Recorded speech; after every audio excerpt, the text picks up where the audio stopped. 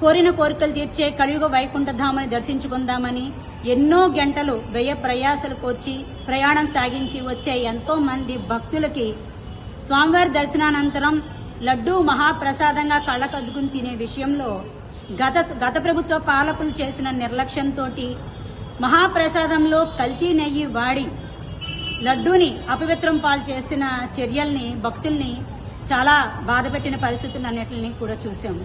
ఎందువల్లంటే మనం అపచారం అనేది భగవంతుడి సన్నిధిలోనే చేస్తున్నామంటే కొంచెం కూడా పాపభీతి లేని అటువంటి మరి నాయకులు గాని అధికారులు ఉండడం అనేది గత ప్రభుత్వంలో శోచనీయం. మరి ఈ రోజున ఈ ప్రభుత్వ పరిపాలన శ్రీ నారా చంద్రబాబు నాయుడు గారు, అలాగే డిప్యూటీ సీఎం పవన్ కళ్యాణ్ గారు, ప్రధాని నరేంద్ర మోదీ గారి కూటమి ప్రభుత్వంలో ఈ రోజు మీరు చూస్తుండే హిందూ దేవాలయ వ్యవస్థ అనేది విరాజిల్లుతూ ఎక్కడ చూసినా నిత్య కళ్యాణం పచ్చతోరణంగా భాసిల్లుతూ తిరుపతి లడ్డు పరమ పవిత్రంగా నాణ్యంగా ఉండడాన్ని చూసి భక్తులందరూ కూడా చాలా సంతోషపడుతున్నారు. ఎందువల్లంటే తిరుపతి అక్కడ అన్నప్రసాదం దగ్గర గాని దర్శనాలు కల్పించడంలో గాని మరి భక్తుల సౌకర్యంలో గాని ఎక్కడా కూడా రాజీ పడద్దు.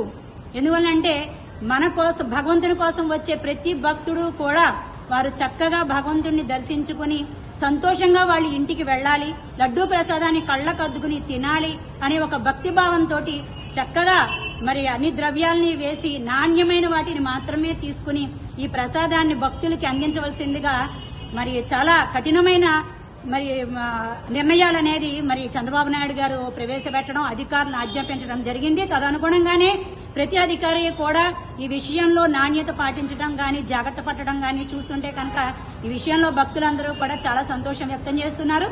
ఇదే విధంగా ప్రజారంజకమైన పాలన అందించాలని చెప్పేసి కూటమి ప్రభుత్వాన్ని ప్రత్యేకంగా ముఖ్యమంత్రి శ్రీ నారా చంద్రబాబు నాయుడు గారిని భక్తులందరి తరపున నేను విన్నవించుకుంటున్నాను. భక్తులందరూ కూడా సుఖ సంతోషాలతో ఉండాలి. కలియుగ వైకుంఠం తిరుపతి ఎన్నటికీ కూడా ఇలా విరాజిల్లుతూనే ఉండాలని చెప్పేసి మనసారా కోరుకుంటున్నాను. ధన్యవాదాలు.